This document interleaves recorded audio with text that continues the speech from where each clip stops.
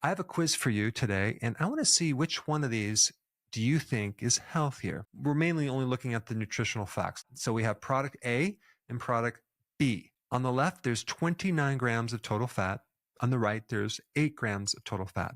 On the left, there's 4 grams of saturated fat. On the right, there's only 1 gram of saturated fat. On the left, there is 17 grams of carbohydrate. On the right, there's 16 grams of carbohydrate. On the left, there's 1 gram of sugar. And on the right, there's 0 grams of sugar. So based on that data, which one is healthier? Now, you're probably going to pick B, right? Well, let's take a look at what A is. A is avocados. What's B? Doritos.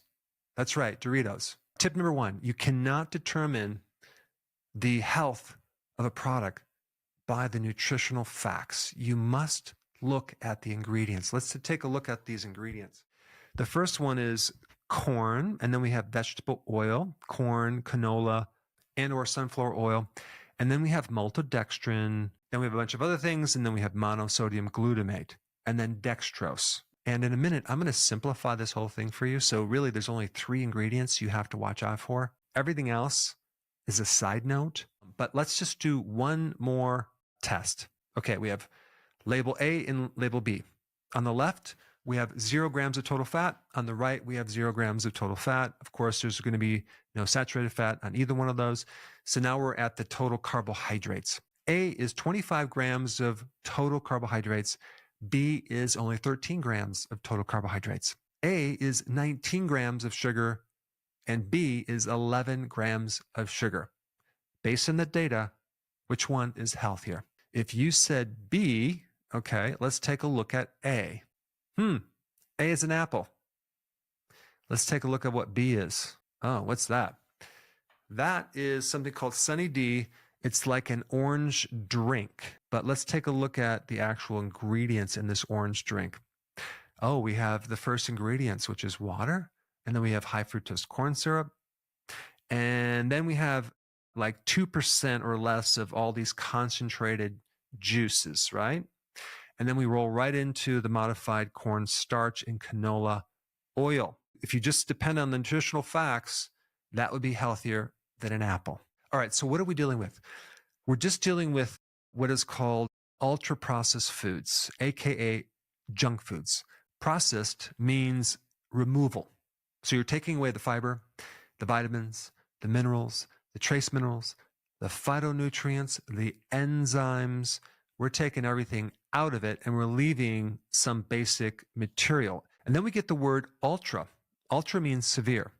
So when we're severely taking away things, we're going through many different industrial processes or chemical reactions, including grinding something down, pulverizing it, high pressure, high heats, adding chemicals like solvents to extract certain things, taking out the colors with chemicals, taking out the flavoring or odors from it, and then you're ending up with this something that doesn't even resemble the original food. And so this is why they have to add flavoring, they have to add coloring, they have to add textures, they have to add preservatives, they have to add some synthetic vitamins to prevent certain diseases, and then they have to package it and make it look really amazing for you to eat. So the big question is, if we compare ultra-processed food to the definition of food, which is this: food is that which is eaten to sustain life, provide energy, and promote the growth and repair of tissues. So it has to keep you alive, give you energy, help you grow, and help you repair.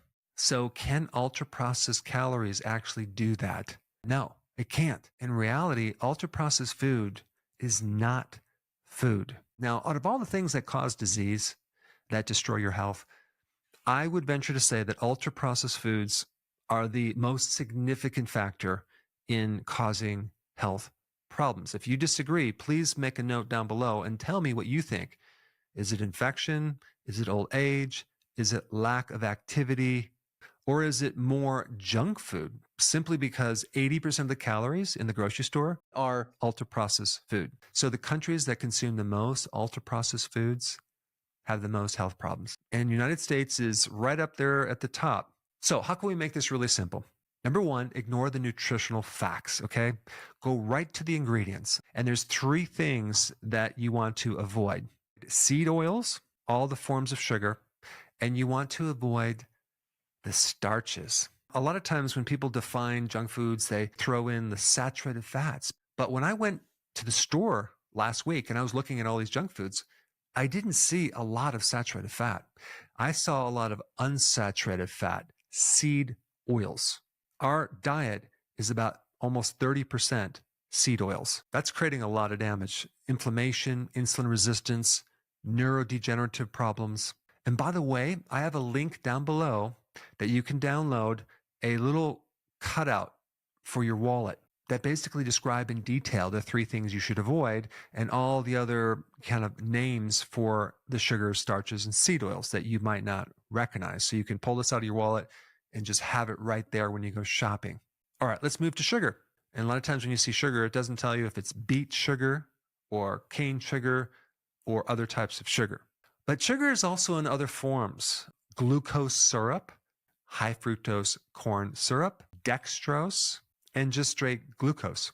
Now let's move to the starches: corn, corn starch, modified cornstarch, modified food starch, maltodextrin, dextrin, corn flour, wheat flour, modified wheat starch. Now, there's two more things that are kind of on the side that I would also recommend not consuming as well: soy protein isolate. This is kind of an ingredient that fits into the definition of ultra processed food because it's so altered and so refined.